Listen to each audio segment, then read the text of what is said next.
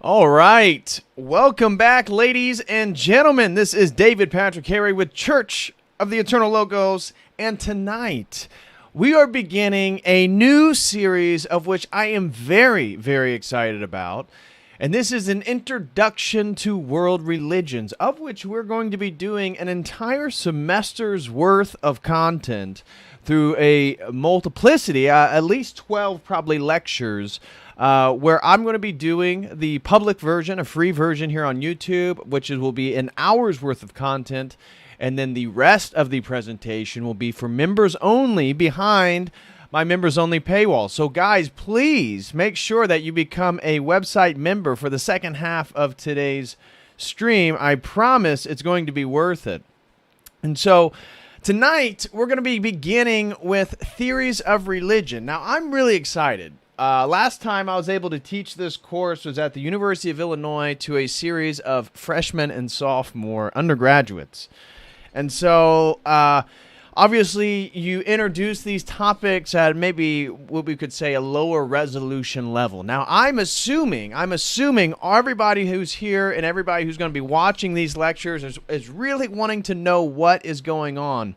So we're going to be diving in a little deeper than maybe your average intro to world religions course. Now, the unfortunate part is we're not in a classroom where I can answer questions, we can have discussions and free-flowing conversations.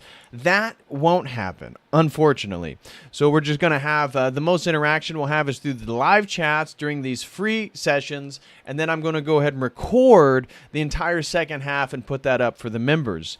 Now, for the members, though, I'm going to do something very special, and that is every single week, I'm going to be watching a documentary and going over a documentary on that topic. So for this week's Theories Intro to World Religions, we're going to be watching the documentary Baraka. I don't know if you guys are familiar with that. Potentially also Samsara. May throw the double header in there. 2 documentaries that we're going to watch and put up over on the website for members.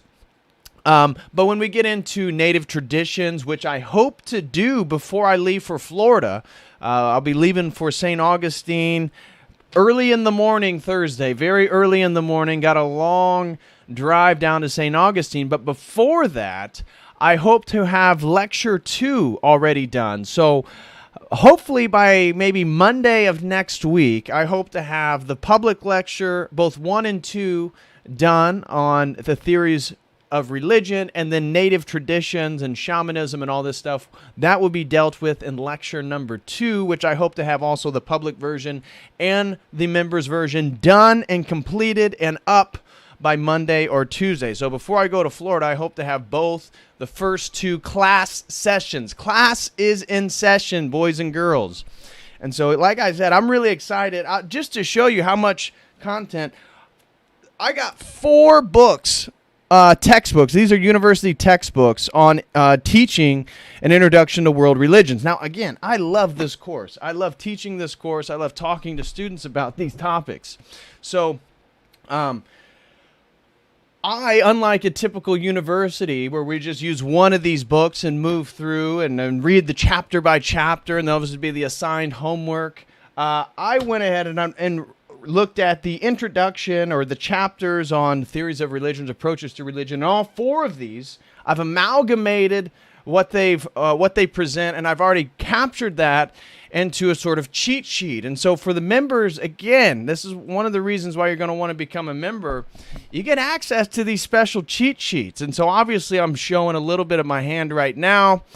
But we'll be looking at, this is what we're going to be doing today, is looking at some of these questions. What is religion? Characteristics of religion, the academic study of religion, approaches to religion, definitions of religion, and then the very important part that we're going to have each and every week is our vocabulary list. And so here is a list of terms that I believe are essential to the study of world religions. Now, a lot of them you guys are already going to be familiar with, but few, maybe it's useful for some of the people to have, these definitions at hand for each week. So as we move into native traditions, there may be a few terms and concepts you're not familiar with. As a third lecture is going to be into Hinduism. And so as we dive into Hinduism, there's going to become a lot of Sanskrit terms. And so as we dive into the Sanskrit terms, it's going to be useful to have a cheat sheet. You're going to need a vocabulary list. And these vocabulary lists, you're going to be amazed by the time we get done with all 12 of these lectures. The words, the ability to articulate and compare and look at these different traditions, you're going to be amazed at how much you'll learn and how much you'll grow. So okay. With that being said, again, let me just get some of the announcements out of the way before we even dive in, because, again, I basically want to lecture for a solid hour, and that is the free version. So we're going to, as you saw my cheat sheet, this is my sort of introduction into world religions. We're going to get through as much of that cheat sheet as we can within an hour. 1 hour of content. I promised you that. As soon as we hit that hour mark, I'm going to stop, and I'm going to say, whether we're in the definitions of religion section, whether we're in approaches of religion section, we're going to save that stuff for the members. Now, also for the members, so the second half of these streams, I'm going to have a lot more freedom over on my website. So in regards to showing you videos, visual art, listening to religious music, each week, again, for my members, I'm really going to spoil you, and we're going to be watching documentaries over there. The second half of all these lectures, I'm going to have tons of videos, tons of visual culture. You know, visual culture is often the most neglected aspect when you study world religions. People get into the theologies and the mythologies and some of the theories, but you know, just the visual aesthetics, you know, you want to immerse yourselves in the aesthetics. And so I'm going to make sure we do that. So every single week, we're going to listen to music. We're going to see how they dress. We're going to look at rituals. We'll see what it is and what's going on. So yeah, make sure you sign up for the members portion there. Again, using this link right here. Also, if anybody wants to sign up for a one-on-one session, you can do so using this link right here. And then shout out to Pim. We got another sponsored stream. So Pim Orsov, one of our good brothers here in the community, purchased a sponsored stream yesterday, of which I will do when I get back from Florida. And he asked a very interesting topic. He said, "Hey, Patrick, will you do a sponsored stream on family curses? Both biblical and sort of more pop cultural."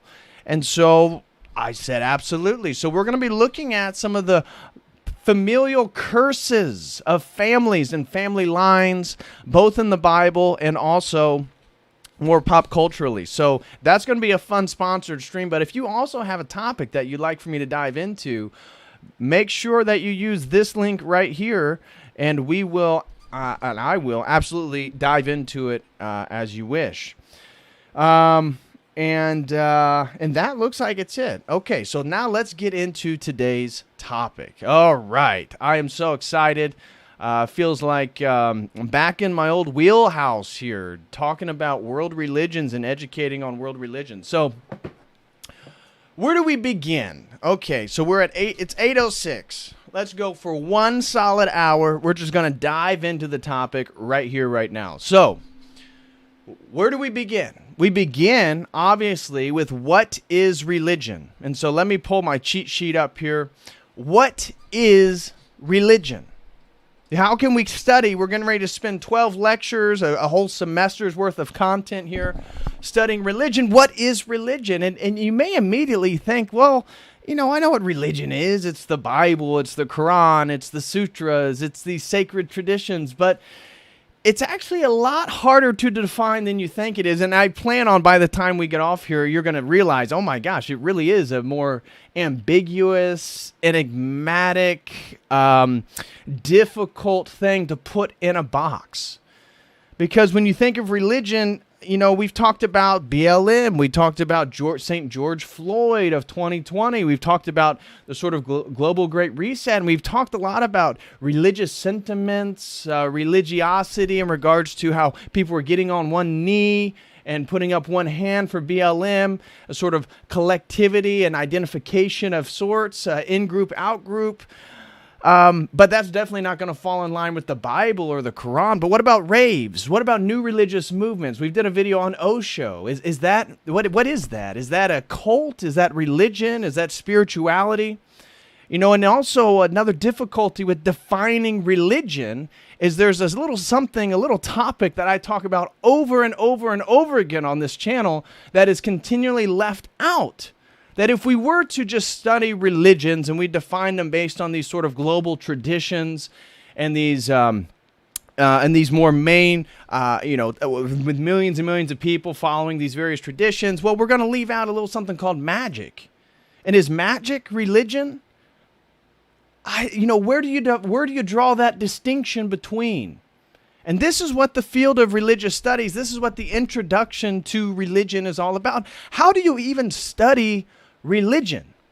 Right? If I'm studying a technology, it's much more straightforward. If I'm studying the human body, if I'm studying breast cancer, well, then I find breast cancer. I read all the studies on breast cancer. I look at some of the various therapies for breast tumors and how they reduce, getting into the study of a subject is a little bit more straightforward than when we start to look at religion. How do you study religion? And if you belong in a religion, can you study a religion without losing aspects of your own religiosity? You know, this is something that scares a lot of students. You know, you ask a lot of people as they enter their first, maybe it's the freshman, the first semester of their college experience, and maybe they grew up and they weren't exposed much to the world, and they had a conservative Christian or Protestant upbringing. Well, just the exposure to all these different world traditions may get them to question and feel a little bit uncertain about their own background and their own religious identity and experience. So we don't need to worry so far as to questioning. Maybe things will come up that may cause you to question your own spirituality. And what is the difference exactly between spirituality and religion, generally speaking, right? So we can get into some of these things. But my point here, just to open up, is that religion is much more difficult to describe than you think. As I said here, the first one, is it traditions that worship gods? Are traditions that worship gods, is that what religion is about? Well, if that's the case, well, then Zen Buddhism isn't a religion. But anybody who's gone to Japan, anybody who's familiar with Zen practices, anybody who's from a Buddhist culture or a Japanese culture that is embedded within the sort of web of associations that is Zen Buddhism, nobody would say it's not a religion. It absolutely is a religion. So even then, something so fundamental as that religions and gods must be tied together, we can find examples where that's not always the case. So then to categorize religion then with gods really isn't accurate. And even, I would argue, atheism is a theistic take. This is something that atheists hate, but it's true that if no matter what your opinion is, even if you deny metaphysics, that is a metaphysical take, meaning that's your claim on metaphysics. Same thing is true with religion. I don't think the denial of gods or the denial of religion doesn't mean that you yourself may not be participant in a sort of religious phenomenon. And so that's then what today's entire presentation is about. How do we even conceptualize religion? And so I'm going to finish through some of these questions here, but I also want to point out number 2 here is that most cultures in the world don't even have a word or a concept for the category of religion. And I know that's going to be really difficult for anybody who's a native English speaker, really anybody that comes from a Eurocentric worldview. So whatever part of Europe, if you come from Europe or you come from really a Christian background at this point, that's going to be difficult to understand. That what? People didn't have a word or a concept for religion? Yes, because actually religion as a phenomenon that could be observed cross-culturally as a single phenomenon, that isn't until post the Enlightenment. So we're talking about the 1700s, we're talking about the 18th century. So let's say, give or take a couple years, even the concept of religion, generally speaking, as something that, again, that's boxed in, right? If you were to ask somebody in the medieval times about quote unquote religion, it'd be hard for them to even grasp what you're talking about, because language, culture, myth, the local community, the understanding of time, the church, this stuff is so much more embedded in the worldview than it is for us, that we totally take it for granted. So it was only in Europe that the concept of religion got going. Now you can look at, yes, some of the root words of like bundled sticks or something that binds things together. Yes. And there was, I'll give you, also in ancient Greece, there was a general term for this sort of ultimate concern, traditions dealing with these ultimate concerns, if you will. But religion as a category doesn't exist in almost all the other. Now it does, right? Obviously, you can, whether you're in Japan or China or Brazil or Argentina, now the whole world has this category of religion. But my point is to show you that historically, this really wasn't in the forefront of people's consciousness. They didn't understand that the practices or the rituals and the myths that they were participating in were somehow in a process, or at least as we're going to attempt to in this presentation, a sort of boxed phenomenon that then is happening across cultures. But that's what it is. And at the same time, I'm an Orthodox Christian. So at the same time, I don't believe that all religions are quote unquote the exact same. Now I'm going to be presenting you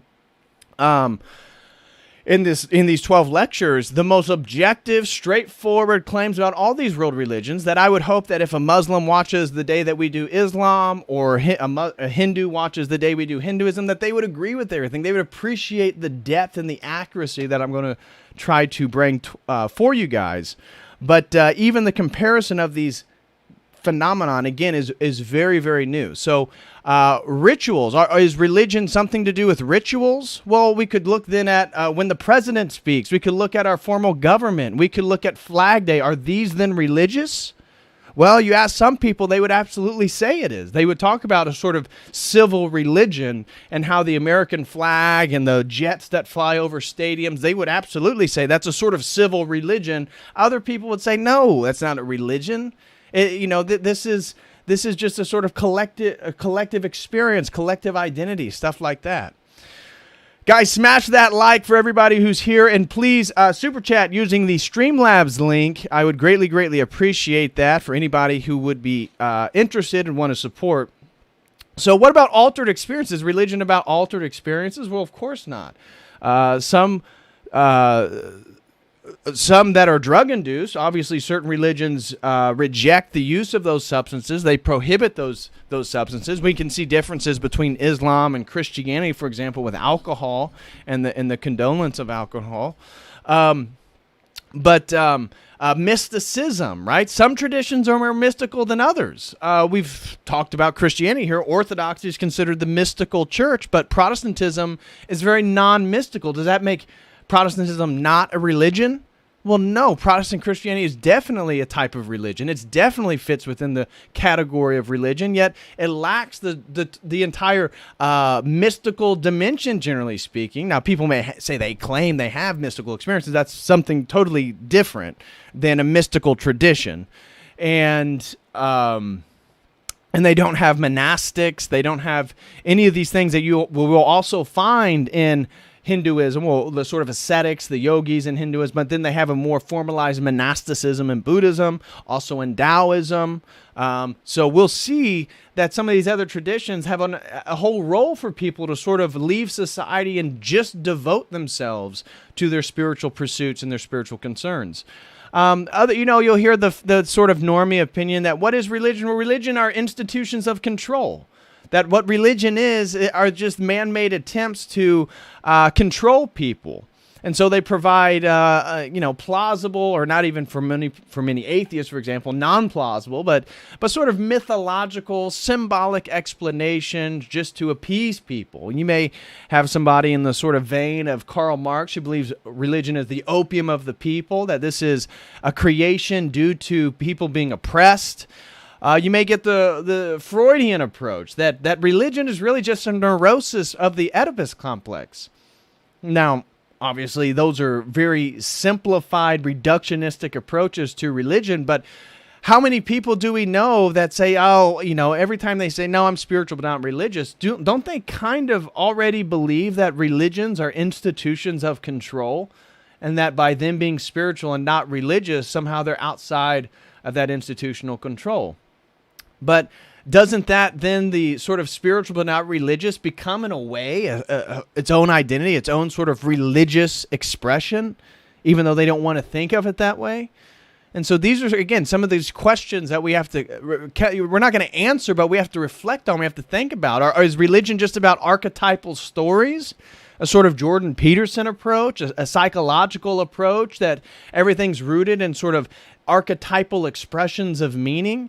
Is religion just cultural myths of identity? Other people and many scholars of religion will say, well, what religion is, these are just culturally contextualized expressions of meaning and ultimate meaning, basically, ultimate reality. And so it's talking about the things the most meaningful things you could talk about, like, is there a God? The point of history. Is the body good or bad? What theodicy? What is the nature, the reason for the existence of evil or bad things or illness? That some people say, well, religion is just a sort of codified expression of these sort of ultimate questions. It doesn't mean anyone is right. It's just a sort of network, a foundational basis for people to sort of move through space and time. Well, maybe that's an element of it, but certainly we can't reduce it to that.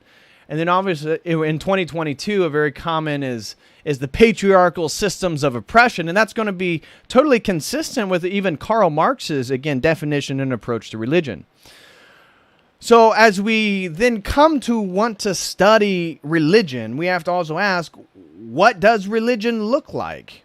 And that means looking at religion as visual culture. Like I said, I believe when I studied religion, when I went through this course as an undergraduate at university, I think that was one of the most neglected aspects was, what does the religion look like? What does it sound like? How can, again, I'm not in, Iran. I'm not in India. But what's the closest I could come to seeing it and hearing it? Like, again, a sort of experiential lens to some degree. And so we're going to make sure that we do hit this, that when each week, as we move through these different traditions, I'm absolutely going to make sure that we listen to the types of music, to the sounds, to the culture, to the language, but then also the visual culture. How do they dress? How do they express themselves? Right?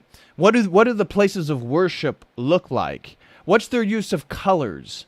This is a whole nother approach to religion that a lot of people aren't even conscientious of or even think about as important. But as we appreciate these things, I think we'll find that they actually are important. Another question I have for us is, what do religions do? Right? If religion is such an important phenomenon, what exactly are they doing? Right? What are they doing? And my point, again, this is just to highlight the ambiguity of the term religion, is they're doing a lot of different things. To say they're doing a single thing, to essentialize any one aspect, you're going to miss what they're doing in other aspects. So if it's just a mythological expression and it's just semiotics, well, then you're not going to be able to account for the person's personal experience of a miracle. And so what are religions doing? Well, they're saving people, at least in their they're doing rituals. Well, they're making offerings. There's a lot of things that they do. So to answer again, what do religions do? That's really a difficult question. That's a difficult question a lot of people don't think about. But we're going to think about it, and we're going to look at what maybe do different religions do different things. And when we look at Taoism compared to, compared to Shintoism, which is a nature religion, is more of an animistic approach, more of a pagan approach. When we compare that then to Islam, for example, what is it, the modes of these religions we need to keep in mind? How are they different, and what are they doing that's different? And so this then leads to the ultimate question of the whole thing. If you were a student, like, why is religion worth studying? Well, I would say one of the why I study religion, why I decided to go get a PhD in religious studies, right? Because this is not apologetics. We are not here to defend Christianity. We're here to study the phenomenon of religion. And the more you sort of attempt to wrap your mind around what that is, I think the more of an appreciation you come to see, wow, this is really, really interesting, right? You could go to school and become a mythological scholar, but to me, it's like, why would I just study myths? Why wouldn't I want to study the religious traditions that the myths are expressions of? Well, I'm interested in Nordic myths. Well, do those myths totally make sense if you don't understand the Nordic theology and pagan worldview that the religion is? And do any of those Nordics, would they have claimed that that was their religion? No, they probably wouldn't have even had the word. So that is really, again, important. Is why is religion worth studying? It's worth studying because I think it affects every aspect of lived experience. And that's why, to me, it's like it's the ultimate phenomenon to study. If you're in the humanities, obviously there's philosophy, and religious studies isn't that popular of a field. And we're going to get to the academic study of religion here in a few, and why you're going to see a lot of scholars actually dismiss the field of religious studies. And I'm trying to make a case to you why I actually think out of the humanities, it's one of the most important fields. And so let me get to it right now, is that religious studies is interdisciplinary. See, historically, the way the academy works and the way scholars work is they basically put their money, into a methodology. And so that methodological approach is them basically putting their time, effort, and money into like a bank, and therefore they're going to stick with that team. And so if you then get a PhD in sociology, the way that you're going to study the phenomenon of religion is going to be through sociological methodologies. But that doesn't account for the phenomenological and the psychological and the economical and the semiotics and the comparative lens. So religion then doesn't fit just into a sociological box. But the traditional way that the academy has worked is that they basically just want these traditional fields, these traditional disciplines, and then allow these traditional disciplines then to attack these various topics. But religious studies is making a claim that, hey, we're not using any one methodology. We're just going to study one phenomenon, which is religion. And that's why it's a little bit of a different field, because this discipline is using all disciplines to study one phenomenon, that is religion. And so a lot of fields then aren't really doing that. You could use maybe, and that's where you get cultural studies or something, any of these sort of political studies, is these studies are basically sub-disciplines that are then inherently multidisciplinary, because they're basically agreeing that, well, we're just going to use a multiplicity of methodological approaches to study a phenomenon or a topic, right? If you're in political science or political studies, you're going to use that to study politics. Well, I believe religion affects politics more than politics may affect religion per se. Now, and obviously there's a give and take going both directions there, but my point being why I believe religious studies, out of all these other mythological studies or whatever type of studies, I believe the most important of all those studies is religious studies, and I believe religious studies should stand on the same footing as these more traditional disciplines: psychology, sociology, anthropology, right? Economics. These are disciplines. These are fields. And these have their own approaches to knowledge, their own methodological approaches to knowledge, their epistemological approaches. So what I believe then and why I think religious studies is so important, because religion as a phenomenon cannot be approached by a single methodology, and therefore necessitates this unique amalgamation of all disciplines, all methodologies, all approaches to knowledge then are just unleashed and put forward on the phenomenon of religion. So, next one is magic, religion, and science. This is a big one. Like I said, typically speaking, the study of religion does not account for magic. Yet what category would you put magic in? Now, magic does rituals. Magic may have sacred texts. Magic may have gods. And yet magic also is not defined as a religion. And so, magic, religion, and science, this was a big topic to have been had during the 19th century. So we're looking at the 1800s as really the study of religion and comparative studies, generally speaking. And that's what religious studies is. It's fundamentally a comparative study of religion that is not interested in apologetics or proving one tradition over another, but trying to find methodological tools to study the phenomenon of religion. So, during the 19th century, the 1800s, major scholars like, E.B. Tyler, Fraser, Emil Durkheim, and so on, basically, Malinowski, these are famous theorists, if you those don't know. They believed, and this was taking really the academy by storm, and especially the study of religion during the 19th century, is they believed that what was happening was essentially a progress of rationality. And so they began to define magic, religion, and science. These are the three stepping stones in man's rational progress. So as we began with magic, according to many theorists, I believe Fraser said it was a sort of misunderstanding of the causal mechanisms of the world. It's a misunderstanding of the sort of casuistry of the world around you, and therefore, as the tree falls because you prayed to the nature spirit at XYZ point, you then make a Pavlovian association, and that is then this phenomenon of magic, according to Fraser. Now, obviously, that's not going to do a whole lot of justice for anybody who's practiced magic. Because anybody who's practiced magic, and if you talk to the indigenous person that is illiterate and the person who believed in magic, who the 19th century scholar was looking at,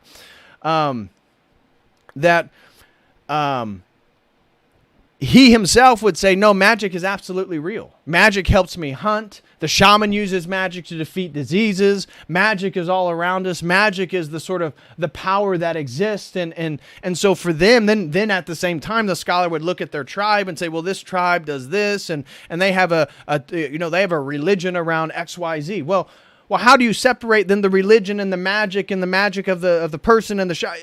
Well, what?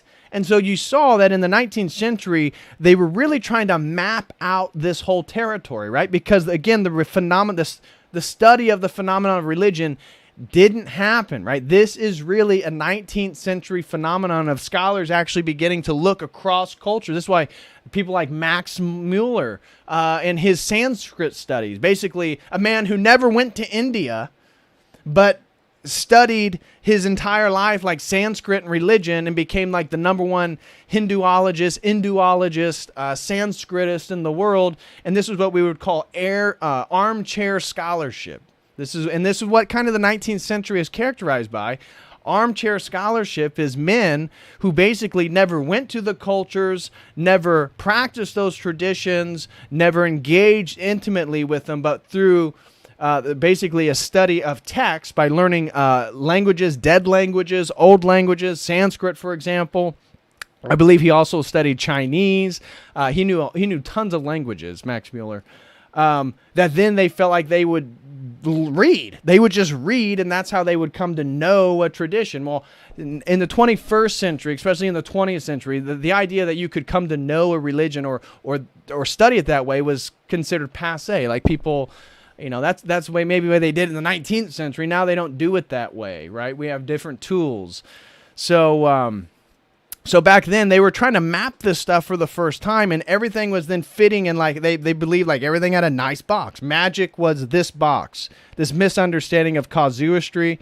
Then religion was the formalization of sort of magical practices and morality and societal structures and sacred texts and myths. And so religion then, unlike magic, is just the sort of codifying and the amalgamating and the crystallizing of this as a cultural process. And then, and so then rationality and causation was still mixed into that, because even though we moved from the primitive magic and animism and we moved into quote unquote big boy religion, well, it wasn't until we post-enlightenment got out of the religion and started to just worship reason that we quote unquote get science. And that's why the 19th century scholars believed that the evolution goes from magic, religion to science. And that is a presupposition that unfortunately a lot of people still have, right? How many people that got their Fauci ouchie says, no, I believe in science, and really is working on this basic level of magic versus religion versus science, and that they're putting their cart with the scientific horse, right? When really anybody, and then as this Father Deacon would show, anybody who's a logician or dealing with epistemology or the philosophy of science would say, really? Actually, I would say your worldview is a little bit more wishy-washy fairy tale than the person who actually believes in magic and religion. And so that's kind of then the postmodern state of how everything's falling apart now. How does anybody make sense of anything? And that is really the state of the academy. So moving on here, again, what is religion? Another big contention within the study of religion is new religion versus old religion. Is there such thing as new religion? Well, I argue that there is. And this is a debated topic within the field of religious studies, is how do we understand new religions versus old religions? Now, my academic research and my dissertation, my stuff is focusing on technology, guys. On technology, on the age of the spiritual machines. And so I would absolutely say that this is a new religious movement. The idea that these machines are going to present immortality and omnipotence and sort of divine transcendence, this is a newer phenomenon. At the same time, I root it within the history of magic and similar worldviews and paradigms that support these ideas. So, some people claim, is there such thing as new religion? And new religion is really just, they're just fads. They're just like temporary phases. But, I disagree. I think every religion began as a new religion at some point, right? And that's why my work in religious studies is actually in the subfield then of new religious movements, which is tied also with the subfield called Western esoteric traditions, all part of generally religious studies, Western esoteric traditions studying the history of Western magic. And I'm arguing that these things are all tied together. But many have a historically privileged position that says, no, if you're going to study religion, there's no need to study all this new stuff. If you're going to study religion, you need to study the old stuff, study the old forms of paganism, animism, all the three Abrahamic religions, the religions of Asia. These are what you need to study. All this other stuff, those are religions. These other things, I don't know what these other things are. But I would say that they're worth studying and they're very interesting. I would say most people do. But this is a general contention. What is religion? Is there such thing as new religion? And I would say there absolutely is. And I would like to venture to say that one of the things I would do on my first lecture to freshmen teaching this course is I would show them just a quick snippet of a Skrillex concert. Because at the time I was into psychedelics and going to raves. So I remember I showed one semester, I showed the University of Illinois freshmen, sophomores, just a snippet of the rave. And the lights, the fireworks, the symbolism, the music, the syncopation, and the ecstatic experience. And I asked them, are they having a spiritual experience? Is this religion? What is this? And that's just to sort of challenge these boundaries. But I also think that those general phenomena are contributing to a sort of new religion, if you will. But I just wanted to bring that up to show you that that's actually still a debate to some degree. And the last one here of what is religion is mythological attempts to answer ultimate questions.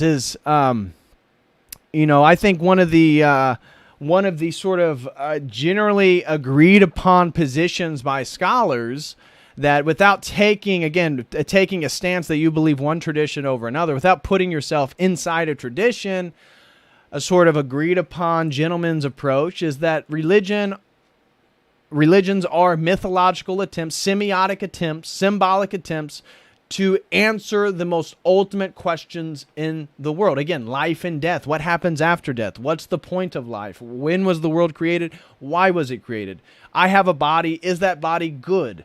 These types of things is that religions do answer these ultimate questions, and there really is no term for something that fills in the ultimacy of these questions. And that's why the atheist, I venture to say, if you looked at their Fauci percentage, it was probably much higher than people that were part of a religious tradition. Because in the absence of these ultimate questions, the society itself becomes your sort of ultimate authoritative source for answering these questions. So it's going to be hard to not find an atheist that isn't upset about the Supreme Court ruling on abortion or transgenderism or whatever it be. So I wanted to bring that up too, is that what is religion? Well, I would say probably the most general agreement, whatever you believe beyond that, is that they're mythological attempts to answer the most ultimate questions. Okay. So guys, smash that like. I hope everybody's still with me here. Now, next section is the characteristics of religion. Now, if we're going to study religion, what are some of the characteristics of religion? Now, I would say the most prominent is Ninian Smart's 7 Dimensions of Religion. Every freshman who takes an Introduction to World Religions course has to learn about Ninian Smart's 7 Dimensions of Religion. Now, does that mean that religion only has 7 dimensions? Absolutely not. Because Ninian Smart, like I said, religion is a phenomenon that cannot be put in a box. And so Ninian Smart's attempt at 7 dimensions of religion is a useful way to look at and analyze religions. It doesn't mean that all religions are going to totally fit perfectly inside this box. So let's look at what his 7 dimensions are. And the first one is ritual. And I think we'd all agree with that all religions have a sort of ritual. And I think that is a pretty strong case, even as we look in the BLM and some of the stuff that happened in 2020, that the ritualistic activity, I think, is a good indicator that you're moving into less of a sort of personal, subjective spirituality into a more objective, collective process. And so I do believe that religion cannot be separated from the collective. And this is when we look at these definitions of religion, which I have here by many famous scholars and theorists, that's going to be contention is, do they put the emphasis on the individual experience, meaning of what religion is, which is now the contemporary postmodern turn. That's what religion is. It's just your personal experience and what you sort of identify as divine. But we'll also see moving out of the 19th century, the sociological handicap that everybody wanted to study religion at a sociological lens, which then privileged the sociological over the individual and basically saw the role of religion as collectivizing us, but then also forcing all this inertia and momentum onto us in regards to our own values and perceptions. And so then from the sociological standpoint, religion is looked at as a sort of limiting process, but also a necessary process that sort of coheres and collectivizes society. Now, another dimension of religion, now obviously we definitely agree with ritual. I would say it's going to be hard, really hard. I can't even think of an example of religion that would exist that does not have ritual. Now, the next dimension is narrative and myth. And this is another one I think that we can probably really agree with, that narrative and myth are essential to what we would consider a religion. Even if we're going to get into what we would call Gnostic scientism, that me and Father Deacon did a stream on the other night, we would still say they have a narrative and a sort of mythology about their own progress, about their own existential pursuit for immortality and all that type of stuff. So again, I would agree with Ninian Smart here, another theorist of religion, that narrative and myth, an essential dimension of typically what religion is. The next dimension is the experiential and the emotional. And this was the one that was probably left out the most during the 19th century, that it really wasn't until William James, the American psychologist and pragmatist, philosopher, who, again, brother Henry James, famous author, very wealthy and prominent family, that William James, being a psychologist and then being a pragmatist, which doesn't make universal claims, he believed religion was basically your own personal experience and whatever an individual in their own solitude identifies as the divine. And so it's with William James where a new appreciation for the experiential dimension comes in. And so again, I think that cannot be left out. We can't make the same 19th century mistakes that religion and the personal subjective experience, yes, that may be relative. We're not limiting the study of religion to personal experience, but that cannot be left out. That cannot be left out.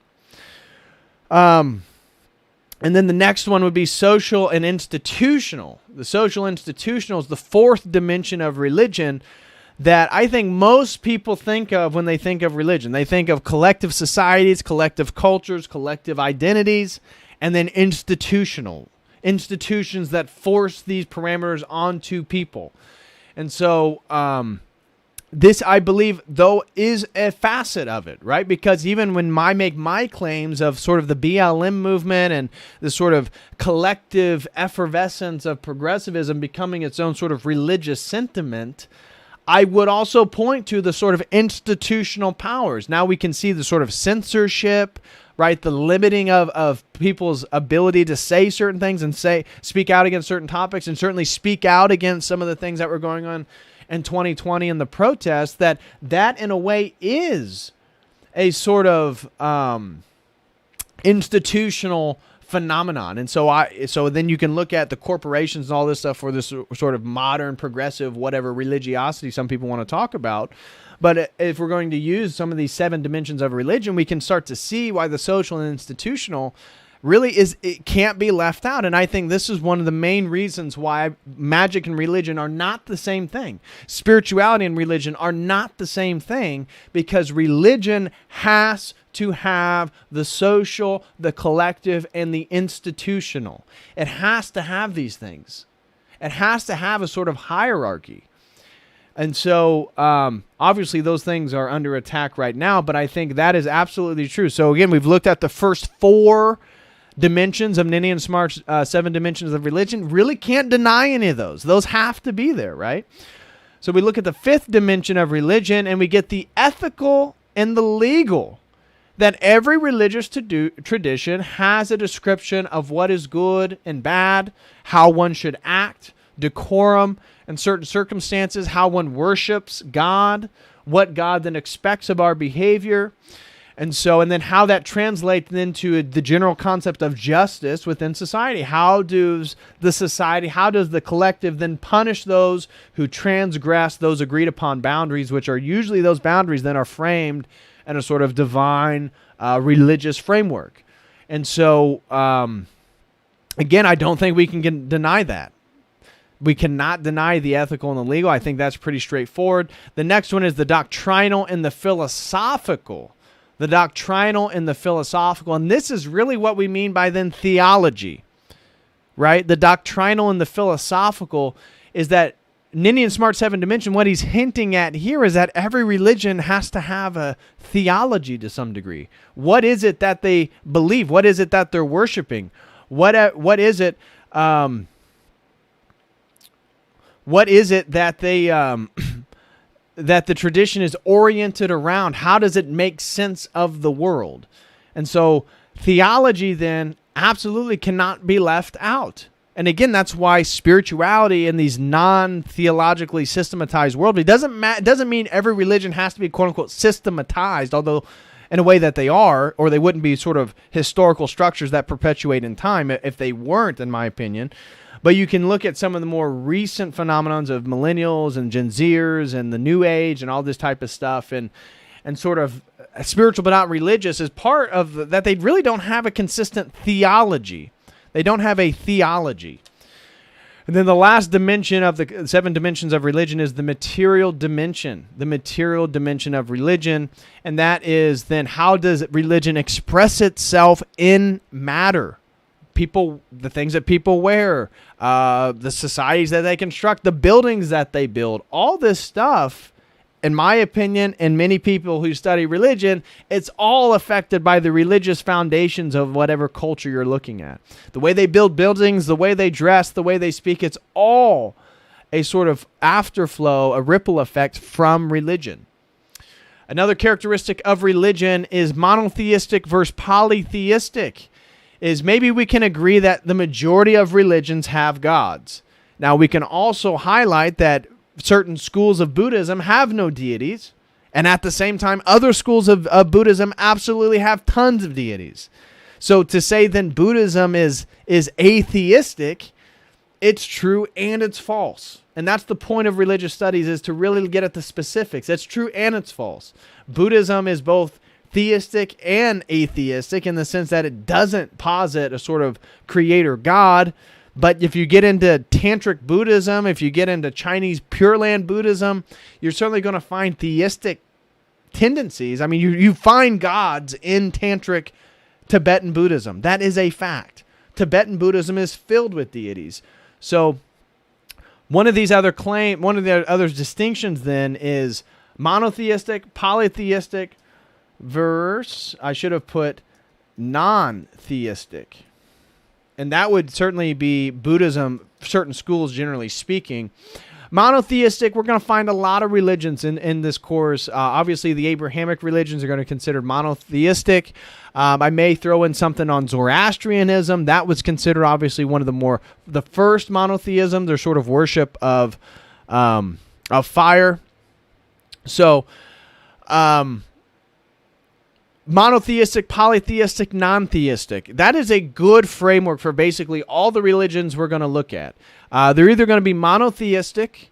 That's going to be the majority of them. Even within Hinduism, yes, they have millions of gods, but there's also multiple thousands of schools of Hinduism. So Hinduism is just a term to describe the multiplicity of religious schools. That there's plenty of religious schools within Hinduism that would say Brahma is the ultimate reality, that they would posit that they would believe themselves to have a monotheistic worldview. Also, you look at the Advaita Vedanta tradition, and it's basically non-duality. That would be a sort of monism that we see underneath here, and how theistic that would be, that'd be another question. But monotheistic, polytheistic. When we look at the native traditions, we're going to see polytheism. Polytheism is the recognition of multiple deities, which is not the same thing as henotheism, which recognizes multiple deities but only worships one. Polytheism recognizes multiple deities and worships multiple deities. So henotheism, we should have put that in there. Henotheistic. So monotheistic, polytheistic is believing in multiple gods and worshiping multiple gods.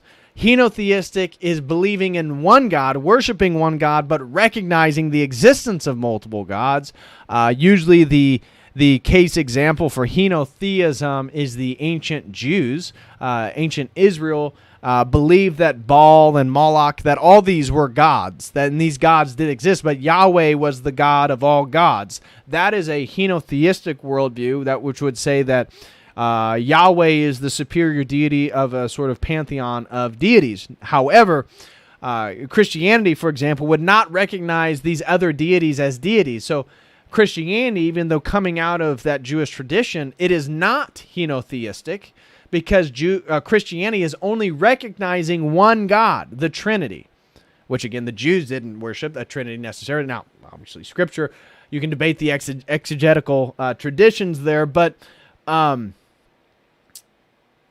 Christianity does not believe that there are any other gods that exist. Those would be demons. Those would be sort of psychological apparitions, if you will. That those gods, those ancient gods, are just demons. It's just demonic activity. That's the only thing that exists. So that would be sort of the henotheistic definition for, again, those early Jews. And then you have the non-theistic. And a non-theistic religious tradition, again, I think is the most perfect example is Zen Buddhism. Zen Buddhism is absolutely a religion. It has texts. Again, if we look at these the rituals, it has the dimensions of religion. Zen Buddhism has ritual, it has myth, it has experience and emotion, it has social and institution, it has ethic and legal, it has doctrinal and philosophical, and it has material. On all 7 dimensions, Zen Buddhism exists. That is, it checks the boxes. It's a religion. However, it doesn't believe in gods. It doesn't believe in a deity. And so that then is really interesting to think about. The last characteristics of religion that I want us to go over, again, as we study these religions, is to look at them as monistic and dualistic. Monism versus dualism. That what's a term called theodicy, accounting for evil. There's a few ways in which these worldviews, these religious traditions, are going to go about doing that. We're going to notice that some of them are what is considered a strict dualism. Some of you are already going to know what that means, but for those who don't, this is you're getting the full smorgasbord of the class here. So I'm talking to you guys as if you're higher level, maybe grad students, but I'm starting at the basics here. Zoroastrianism, Gnosticism, Manichaeanism, these are what we would call a strict dualistic worldview or paradigm in which evil and good are essentially battling it out, usually in eternity or some type of eternal framework, or it's in eternity, but the good's going to prevail in the end. That's usually how it works. Other worldviews, again, something like the Advaita Vedanta tradition of Hinduism is going to totally collapse all opposites. And so it's all unity, it's all oneness, it's all monism. And it's going to totally annihilate the idea of distinction and stuff like that. So, that's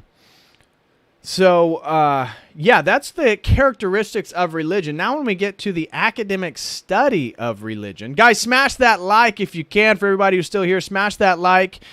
And please send in super chats using the Streamlabs link. I would greatly appreciate that.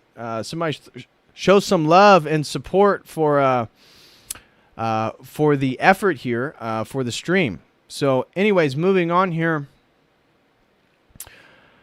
The academic study of religion. Religion as a cross-comparative category is a post-Enlightenment construction. So as I said, religion as a category is post-Enlightenment. As an academic discipline, religious studies is inherently multi-methodological and interdisciplinary. There is no single methodology, as I talked about. It is multiple methodologies and multiple disciplines are used. A term that I think is really useful for anybody studying religion is what's called the emic-etic distinction. How many of you guys have heard of this distinction? The emic-etic distinction. The emic-etic distinction is basically one who is in a tradition, who studies that tradition, and one who is not part of a tradition, who studies that tradition. And so an emic is somebody who studies the tradition that they themselves belong to. And so that is going to be indicative of Western esoteric traditions, for example. Many of the people who study the New Age, many of the people who study magic, many of the people who study psychedelics are all participants also of those traditions and all those worldviews. That would be considered emic scholarship. Those scholars are considered emics because they're studying something that they themselves identify with and belong to. That would be like me being an Orthodox Christian, trying to do an academic research, a religious studies, academic investigation of something to do with orthodoxy. What the Academy generally does now, and what would be preferred, is for me to be straightforward right at the beginning of that research, identifying myself as an Orthodox Christian, performing emic scholarship. That way, the presuppositions are already out there on the table. An etic is somebody who studies something that they're not a part of. So my scholarship is etic in nature, because I am not, I am no longer part of the psychedelic community, although I have emic experience, I guess, from that. But I certainly don't believe in the transhumanist movement, and that's where a lot of my research has now taken me. So in the pursuit of all the transgenderism stuff, my scholarship is very much etic, that I am not part of that community. I'm not part of that worldview. I'm trying to most accurately describe the phenomenon of that worldview. That's the goal. It's a descriptive analysis. And then I can explain later. I need to describe what it is that is going on so that the people who are both participants of and the people who are both critical of can agree that that is the exact phenomenon that is happening. Oh, it's E-M-I-C-K. You should be able to see it. It's on the screen, Alexandria. I have the page still up. So emic, as highlighted, is E-M-I-C. E-M-I-C. Yeah, guys, don't let the porn accounts like post in the live chat, please. And guys, don't ask me questions about older videos. I'm clearly giving a presentation on a different topic. There's 0 point for anybody to be asking questions of older videos. If you have a specific question, send in a super chat, please. Oh, it's small on your phone. Yeah, E-M-I-C, Alexandria. E-M-I-C is emic, and etic is E-T-I-C, etic. Emic and etic. Yep, that's it. Emic and etic. Okay. And so those are the distinctions of scholars who then study something they're a part of or something that they are not a part of. And then the last thing in regards to this academic study of religion, religious studies is not interested in apologetics or proving one religion over another. So that is not any of the classes that we'll be doing, any of these lectures. I am not going to be doing Orthodox Christian apologetics to Islam on the Islamic Day. That is not the goal. The goal is to learn what Islam is in its most objective form. And so can that aid in apologetics? Absolutely. And I hope that a lot of the people who are interested in doing Orthodox apologetics are going to get a membership to follow a lot of the stuff that we're going to be doing through this course, because it's only going to aid in their apologetic activity. Knowing these different traditions, knowing these different worldviews, knowing the different terms and vocabulary is only going to aid in your apologetic pursuit.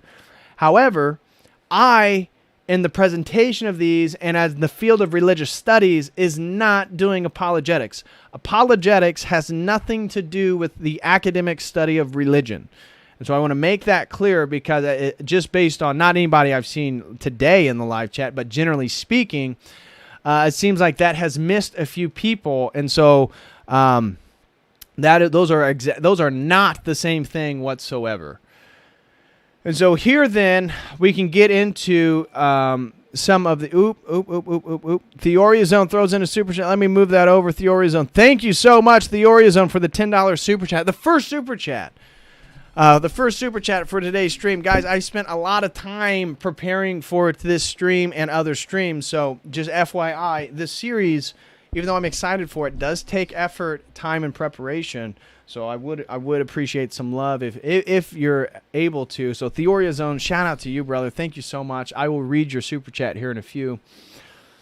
In regards to here we're going to look at approaches to religion, theories of religion. So here's definitions or theories of religion. I do want to say a little bit, again, we're running out of time here, so I'm going to try to really force it and then cover most of this stuff. Like, unfortunately, guys, again, you're going to have to become members to get access to, like, all this vocabulary stuff. Again, you can just freeze the screen here and look at it. Sure, but you're going to miss the conversations about it. So I really would like to say a lot more about these approaches to religion, but in the definitions of religion. But we'll just get through what we can here. We got about 5 to 6 more minutes. So the approaches to religion, there's a lot of, as I said, the methodological approaches to religion. There are tons There are tons. They are not limited. We are not limited in religious studies to any one methodological approach. And so one is obviously the sociological. This is probably the most common approach. The most common approach is the sociological approach. And the sociological approach is interested in how does religion function as a cohesive tool for the collective? So how does it force its values on the collective? How does it deal, how does it provide the collective with identity? For example,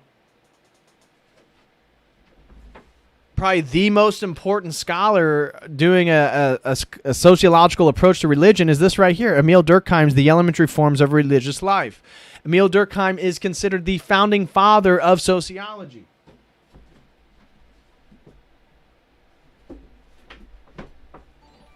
And as the founding father of sociology, let me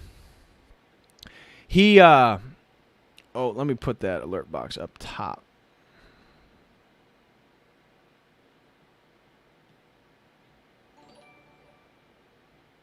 There we go. Thank you so much for the super chats, guys. Really, really appreciate it. God bless you all. So the sociological approach, for Durkheim, he was interested in what he called totemism. So he had a theory called the totemic principle, and totemic theory or totemism is the idea that these, again, he's studying tribal groups. I believe he was focusing mostly on the Aborigines of Australia. And he talked about how they come up with basically totemic animals, and so that these tribes will find an animal, whether that animal they have mythological associations with it, that a tribe will find an animal. That animal will then be indicative of the group, and they'll begin to form mythologies, traditions, rituals, understandings from that animal, and that animal then gives them identity. And he believed that that was just the beginning. That's sort of the building block of this evolutionary process of religion. Because remember, all these 19th century theorists were wrapped up in Darwinian theory. They absolutely were obsessed with it because they thought this was absolutely going to answer so many of these understandings, right? So magic, religion, science, evolutionary, sociological theories of totemic symbols, building up into collective groups, cults, into religions, into societies, cultures, all this different stuff. That was basically Emile Durkheim's framework. So totemic symbols and group identity, that's something that the sociological approach is certainly going to be interested in. A psychological approach to religion is how is religion experienced? What are the underlying psychological processes at work? And so this is a very popular form of study right now because, again, the epistemological breakdown in the academy then really has made psychology the sort of explanatory basis of all things. So now they use psychology explains everything. Evolution and psychology is now the explanatory basis for all phenomenon, it seems like, in the academy. But the psychological approach would be interested then in the phenomenological. Like, what is it? For example, maybe you take drugs, maybe a first-hand encounter of an ayahuasca experience in the Amazon rainforest. That would be that could be an ethnographical, phenomenological, methodological approach to a psychological understanding of the ayahuasca experience or something like that, right? So a lot of fancy terms there, but you see what's going on here is using frameworks to understand, because that's the thing as a scholar, as you realize, is every form of knowledge claim is built within a framework. And so when you go to study something, say I want to go study the pagans of Indianapolis, I have to come up with a methodology. I have to come up with a framework. I have to define the parameters of the scope of my investigation to make the scope worthwhile. That if it's just everything, then there's really no utility to it. That the more specific we get in our analysis and in our criticisms, I think the more useful they are. And same thing with scholarship in regards to religion. So a psychological approach will definitely focus on phenomenology, so i.e. William James, but also you can see the Sigmund Freud and the Jungian approaches to religion. So the Jordan Petersons and the Sigmund Freuds of the world would also fit in the sort of psychological approach to religion. And then you see we have the Anthropological, right? How do people interact with, believe, and express their religious tradition? That'd be a whole nother approach, is not to focus on the society per se, not to focus on the person's psychology or collective theories of psychology like the unconscious, because Sigmund Freud saw religion as a neurosis. So if you saw religion as, well, this is due to, and we Christians, we even do this to a degree, is when we see an atheist or they had a bad experience, they have a bad relationship with their dad, and then they hate God. We say, it's because they have daddy issues. Well, that's exactly what Freud said. So, that's part of just becoming more conscientious of ourselves, is that when we make a claim about an atheist that they're upset with their dad and that's why they're an atheist, we're in a way, we're putting religion and ourselves in a Sigmund Freudian box, because that's exactly what he believed. Now, I'm not even saying that it's not true, and that's then a whole nother conversation that I want to have in regards to these definitions of religion, is Karl Marx. Can religion be the opium of the people? Can it be the masses to sedate people? Well, I would say it certainly could be. Does that mean that is what religion is in essence? Certainly not. Certainly not. But taking a nuanced approach to some of these topics, again, really, really useful.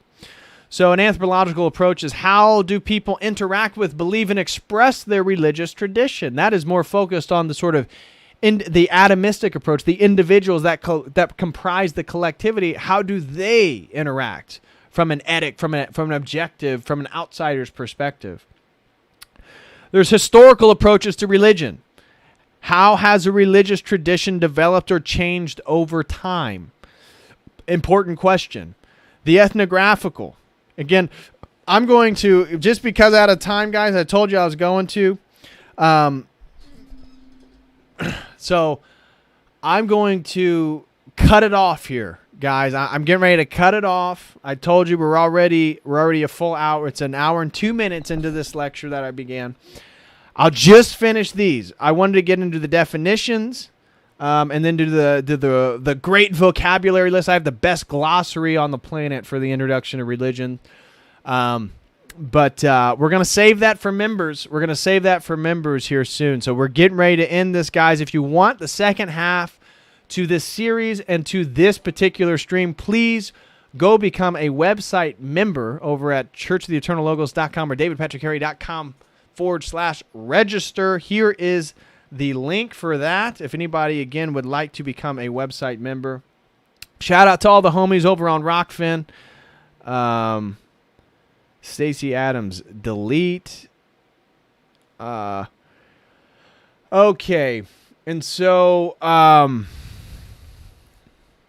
the ethnographical. So, okay, this historical. How does a religious tradition, how is it developed and changed over time? Plenty of scholars have written plenty of books on the historical trajectory of a religious tradition. That is a legitimate approach to the study of religion. Absolutely a legitimate approach. You could use a historical approach to understand the Eucharist, for example. You could do an academic study on the Eucharist of Christendom and do a historical methodological approach and its developments from the Council of Nicaea to 2022. That would be a legitimate academic approach. The ethnographical approach would be joining and participating to study from within or around the group. And so ethnographical research is a different approach. Guys, smash that like. Ethnographic approach would be interested in, for example, like the ayahuasca. You would go, so you could do an ethnographic approach where you could go watch a group have these ayahuasca ceremonies and document it from the outside. That would be one form of ethnography. Or you can do a sort of participative ethnographic study where then you could actually take the ayahuasca and then describe your own subjective personal experience, but then also aid that within documenting sort of objectively the collective experiences of the group on ayahuasca when you aren't on ayahuasca, right? So that could be a sort of ethnographic approach to the study of religion. You could do scriptural approaches to the study of religion. Now, again, these are non-believers. We're talking about academics. But You could do an academic study of Scripture. There are tons of Western scholars that have spent their entire career just translating and study Buddhist sutras, right? How many of you guys know that the religion that has the most books is Buddhism, right? People want to talk about the religions of the book, Abrahamic religions, obviously the Torah, the Bible, and the Quran. But what most people don't know is that the religion with the most books is Buddhism. Buddhism has more sutras and more texts, more religious texts than any other tradition by far. It's not even close.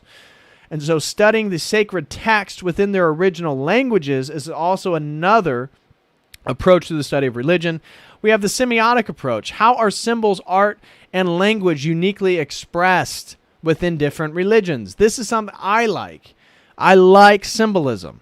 And so I'm interested in how symbols are expressed across cultures because I do like archetypes. I do like the psychological. And so you can see then how a semiotic approach then could aid itself in a psychological approach or even a sociological approach or a historical approach. You could look at how semiotics change over time, right? So that's how we begin to look at academically at these different approaches to religion and how you can use them. So if you wanted to analyze people's fashion and musics across different religious traditions, that it would also be a totally legitimate process, and that would be wrapped in the semiotics. A sort of scientific approach to religion. How does the latest scientific theories and tools aid in understanding religion? Now, this is a debated approach, but there's a new burgeoning field, I guess, called neurotheology, which is developed by Dr. Andrew Nuremberg, who is a medical doctor and PhD, I believe, and he's worked with nuclear medicine, I believe. But Andrew Nuremberg, I actually have a couple of his books on neurotheology. Basically, what his approach to religion is and what neurotheology is just using brain scans for people when they're experiencing religious states.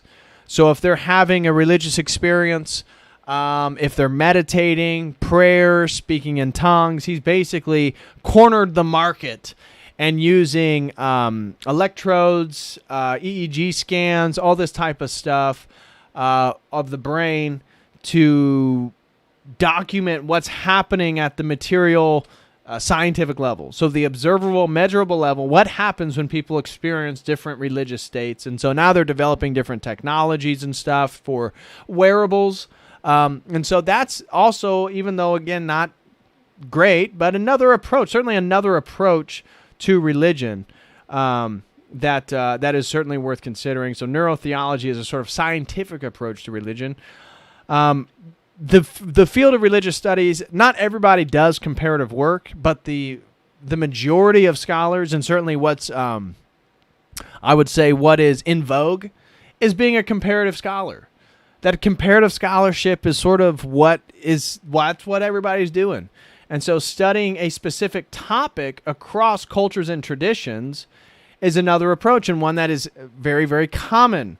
And so you could look at wedding ceremonies, you could look at burial rites, you could look at initiation rituals, you could look at all types of things. That could be a comparative approach. But one that we also do on this channel, and again, Jay Dyer and his apologetics, generally speaking, is we could do comparative approaches of paradigms, analyzing metaphysics, epistemology, and morality. That is, in fact, a comparative analysis. That is a comparative approach to religions when we start to do apologetics on those bases. So that is really where the tag argument, the transcendental argument for God and all that stuff, that's going to come into play when we start to do a sort of comparative analysis at the paradigmatic level, making apologetic defending claims of the traditions. So that is also another approach. And then the last one I threw in here is the economic, right? That's another approach to religion, as religion absolutely mingles with and dabbles in the economic. So what role does religion play in both global and local economic structures? This leads to, again, what people have studied as the commodification of religion. And that is another fascinating topic to do with religion, is how is religion commodified?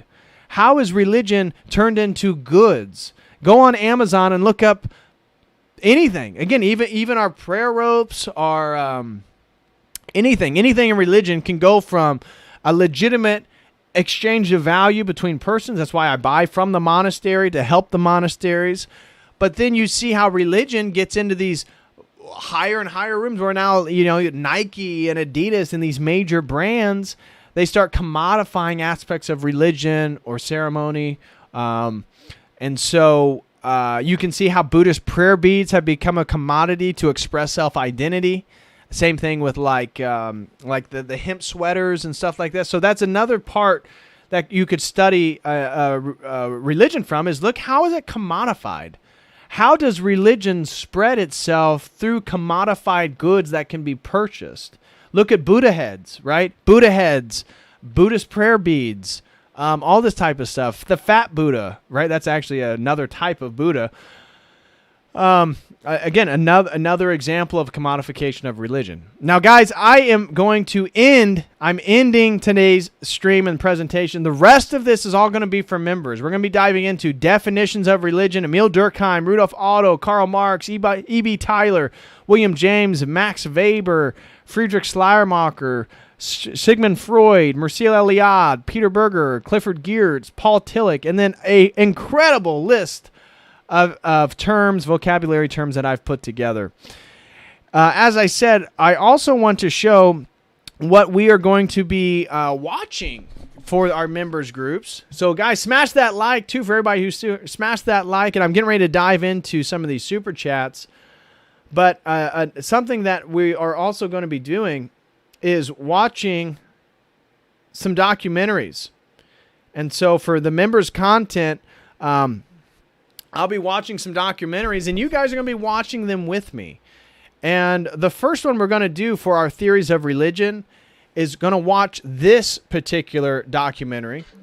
Now, it's only 2:46. It's the trailer, so I don't think that my stream's going to get shut down. But if it does, I'll hop back on and do I'll do the super chats like I did on the last Crystal stream that YouTube shut down. But I think if I stop it here, at least midway through, and let it play, I shouldn't get stopped. But this is a movie called Baraka. And it's a spectacular documentary movie. I don't know what you call it. It was in movie theaters, like a featured film. But all it does is just demonstrate and show people practicing their religion. And so what I'm going to do is we're going to watch this entire documentary. It's going to be over at members. It's going to be members-only content. I'll probably get that filmed Saturday. But I'm going to show you the trailer of what it is we're going to be watching, the members of a documentary called Baraka. So check this out.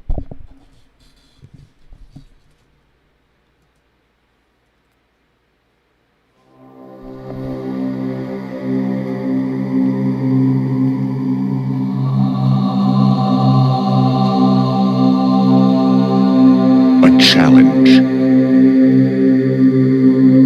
A warning. A gift. A blessing. Baraka.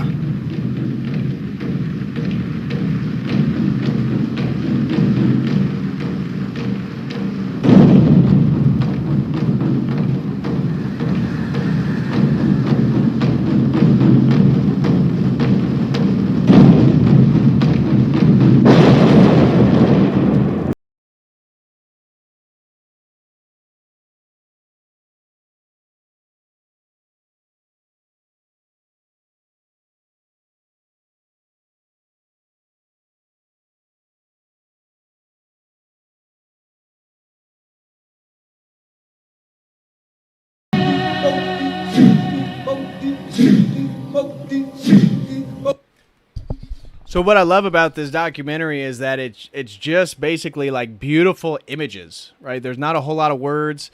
It's just, staring at the whirling dervish. We're going to be talking about the whirling dervishes and Sufism and all that stuff when we get into Islam. But that's one of the beautiful things about this documentary is it just kind of presents, I would argue, just like what it is that we're trying to study when we study religion. For example, this monkey ritual in Bali. This is in Bali. Bali, obviously, for you guys that know, Hinduism began to spread in Southeast Asia, so did Theravada Buddhism. So they sort of competed in Southeast Asia. But in Bali, it is still sort of Hindu. It's sort of more Hindu dominant as opposed to Theravada Buddhism.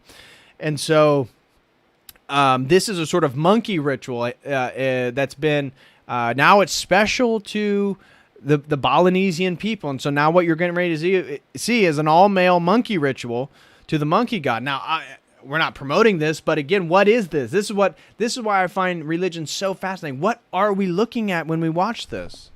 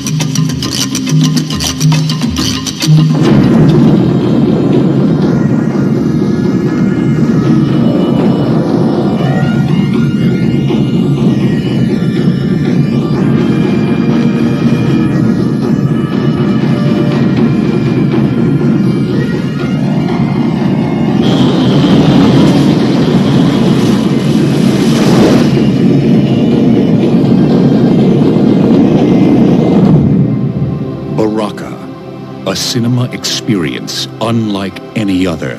The power, rage, and essence of life itself.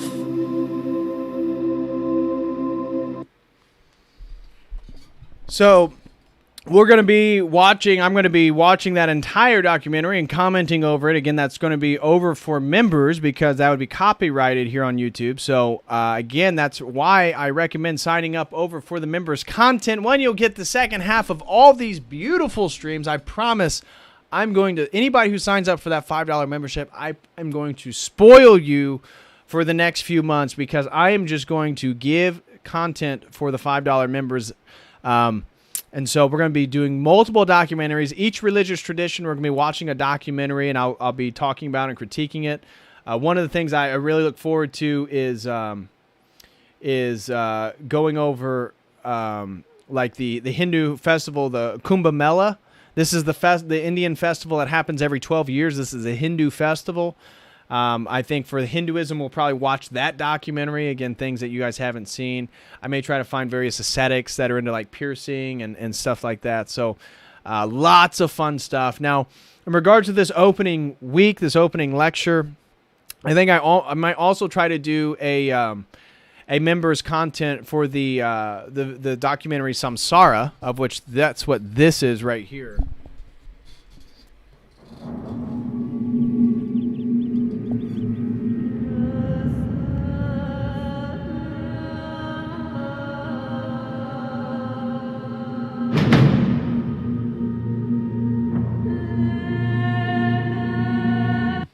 So you saw the same people that made Baraka made this other one called Samsara. I think I'm gonna watch both documentaries over on the members channel here.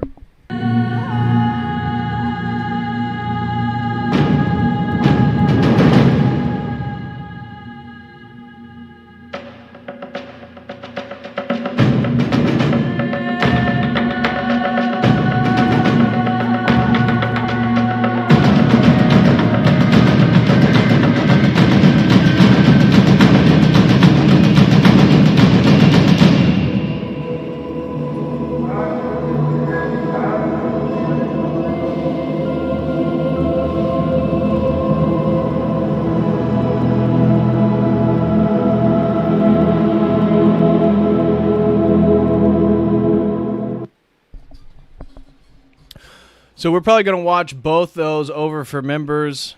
Again, like Orthodox phronesis, what's the point of saying boring? Like again, I don't even get the point of why you would even put that in. Like, what? Then leave, bro. Like I don't even get it. Okay, so I'm going to get into the super chats now, but now you guys at least you get a taste for what you can experience for these intro to world religious lectures. Tonight, again, was my opening. We got about halfway through my cheat sheet, of which, again, the rest I'm going to film tomorrow for members, and that's going to be up over at the website. So make sure you sign up for the $5 membership. I'd greatly, greatly appreciate it. And if you'd like to do that, again, it's with this link right here. It's with this link right here. First super chat comes from, let's see here. That was 2 days ago. First super chat came from Theoria Zone. That's right. Shout out to my man Theoria Zone. God bless you, brother. I hope you're doing well. He throws in $10 and says, "Thanks for the great class, Professor. God bless." Well, thank you so much, Theoria Zone. I'm again, like I said, I really am looking forward to getting all these lectures done. I think it's going to be a lot of fun. And I love teaching all the different world religions, and I think it's been since 2017 since I've been able to dive into this stuff. So I'm really excited. I think you guys are going to have fun. I think that it's going to be really useful, again, for those who want to grow in their apologetics and their ability to defend against some of these traditions. I'm not doing apologetics as I present, but I will be giving you the vocabulary that if you really are knowledgeable of what's going on here, if you grasp all the different traditions as we go through them, you're going to be so much better at doing apologetics than a lot of different people. That's for sure. So I think once I get all these done, I can always tell people, hey, if you want to learn, go watch those lectures. So next one that we're going to be doing, like I said, is native traditions. I may get that in on Sunday, do the public Sunday. I'm not sure. So it's either going to be Sunday or Monday. But like I said, I want to get the next lecture 2 on Native American traditions, or native traditions, not just America. We'll be looking at Asia and Africa and Siberia and South America, Central America, North America, Europe. We'll be looking at all these places and looking at native traditions. So I hope to have both those done, members and public content, before I leave for Florida.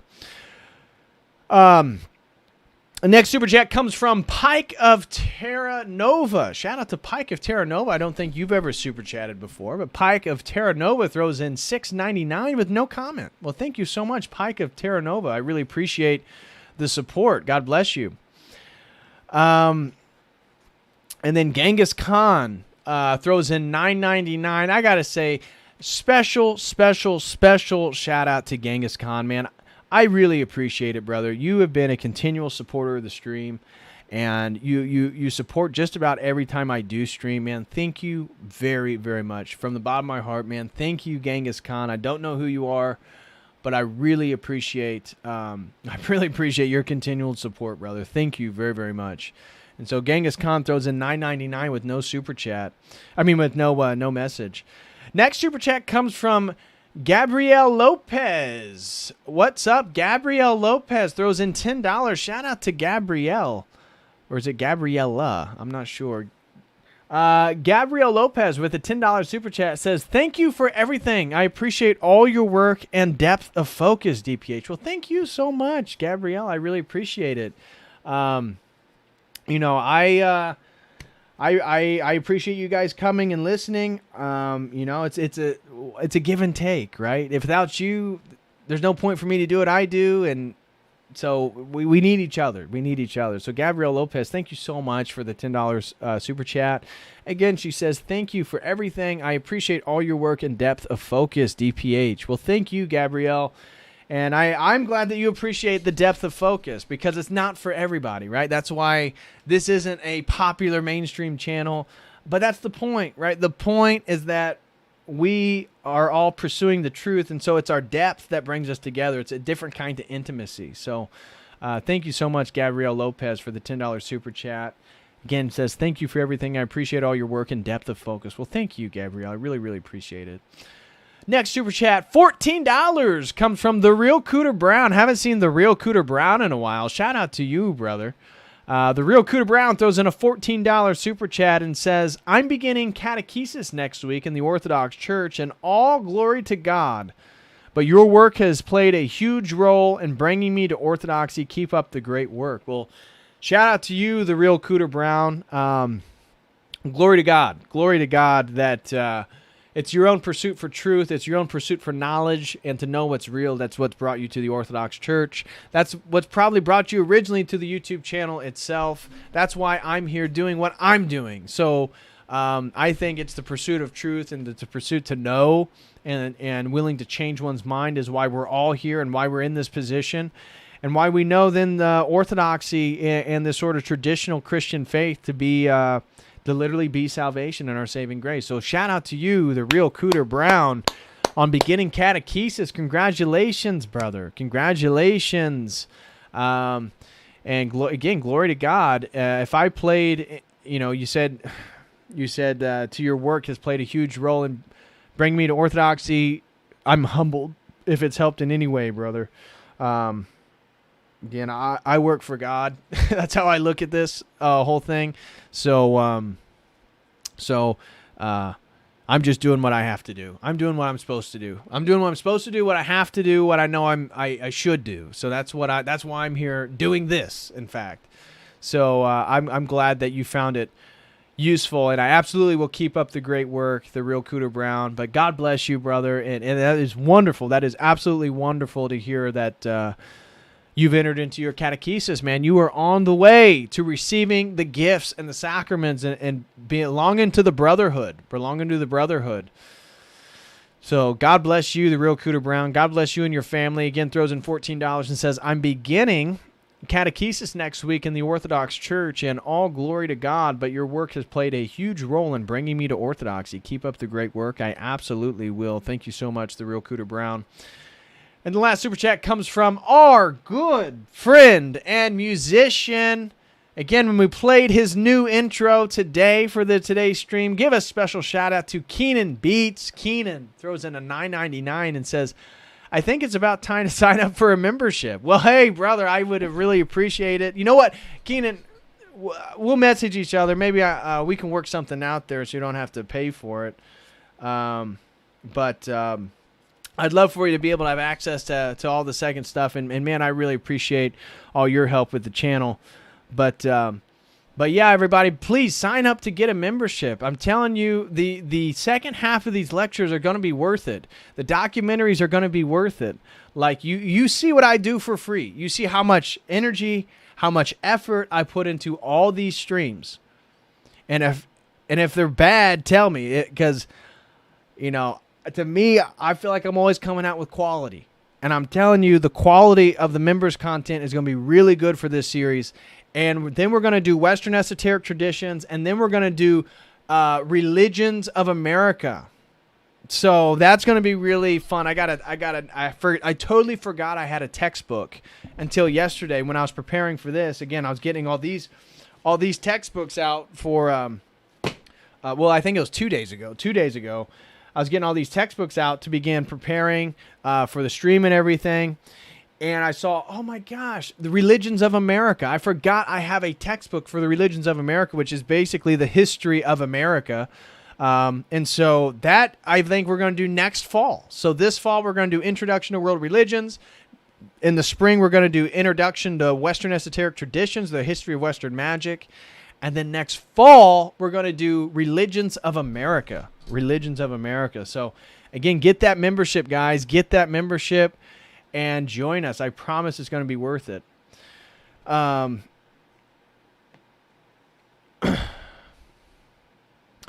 like Keenan throws in another super chat here for $1.99. Says, "You going to start posting on your other channel?" I need to.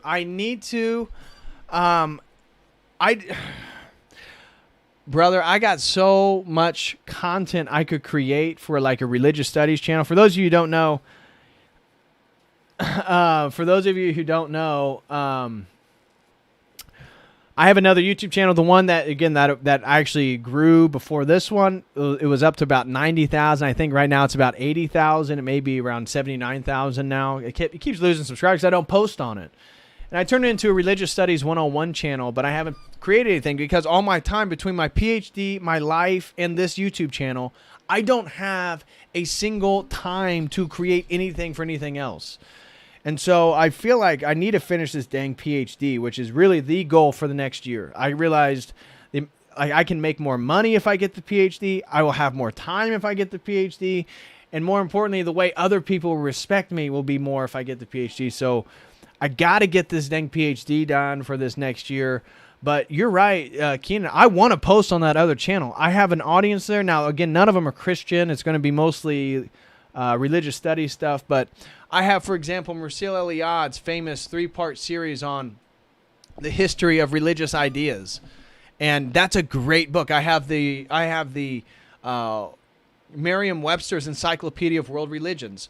I have so much. I have like the best theoretic books on religion right down here. I just don't even have time to turn all that stuff into content for that other channel. But I do plan on it. I absolutely do plan on it. I may take these intro lectures and throw them up over there. Actually, I may in fact do that. That's not a bad idea. So. That may be the first content of the other YouTube channel is just going to be these public lectures, the 12 public lectures that I'm going to do. So, Keenan, I may throw those up there, but right now, brother, I don't have time. My goal is, for example, like tomorrow. Okay, I'll get done tonight. I'm going to relax. It's already 9:30. Got to get to bed. Got to get early. Got a chest day in the morning. Got to hit the gym. Then I'll get home, and then I got to record the second half of this video for members tomorrow. I got to edit that, get that uploaded, and then I need to read. I got to read these books.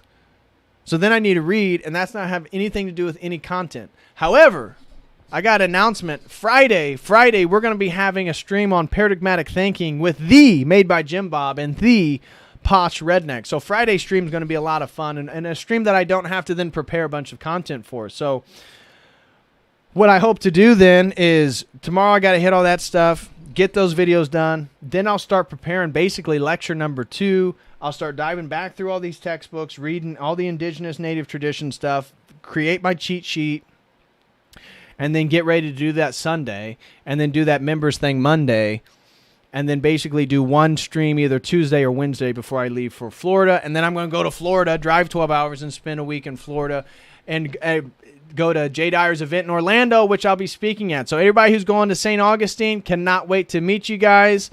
Going to be in St. Augustine from the 1st to the 6th of September. The 1st to the 6th of September. If you're in Florida, meet me in St. Augustine. And then in Orlando on the 3rd, I'll be speaking over at Jay Dyer's event. So really looking forward to all that and can't wait to meet everybody. So God bless everybody. Really looking forward to it. So I hope that is a long roundabout way to answer your question, Keenan. But yes, I do plan on posting stuff on that other channel, and maybe in fact this lecture right here, and then yeah. So, anyways, last super chat comes from Is Human Milk Vegan, the greatest handle on the internet, and Is Human Milk Vegan throws in $15. Shout out to Is Human Milk Vegan. I truly appreciate it. And he says, Religions of America sounds awesome. Crazy stuff out in Appalachia. Yeah, and what we'll do is look at how Appalachia develops, because the course is a historical, chronological course. So we'll begin with, Jamestown. We'll begin with early America. We'll begin with indigenous America, and then we'll move through the Pilgrims and, early America, the Revolutionary, the multiple millenariist waves, right? The expectations that the end of the world happened. I think there was like 2 Bible revivals, two Christian revivals, religious revivals in the U.S. So we'll be diving into all that stuff. So I really look forward to being able to chat with you guys on that content. So again, I just want to before I hop off here, give a special thanks to everybody over on Rockfin. Shout out to everybody on Rockfin. Smash that like. Smash the like for everybody who's on YouTube. Again, I truly appreciate you all being with me. Please sign up for that membership, and I will going to have the second half of this lecture up tomorrow, by tomorrow afternoon. Where's St. Augustine in Florida? It's right in the middle on the eastern coast. Is it close to Fort Lauderdale? It's not too far from Fort Lauderdale. If you're in Fort Lauderdale, just look up a map. Just come up to St. Augustine, bro. I'm going to be there for 6 days. Genghis Khan. Make a stampede with you and your other Mongols and come up to St. Augustine. We're going to be on the beach. The St. Augustine Beach is where the party is. That is where the party is and where we're going to be. So I hope you guys can make it. Hope anybody who's around the area can make it. It's going to be so much fun. Again, Jay, Jamie, and myself will all be there. So anyways, I'm going to hop off here. God bless everyone. Please smash that like, and I will again see you guys in the next stream. That will be Friday with Made by Jim Bob and Posh Redneck. Until then, as always,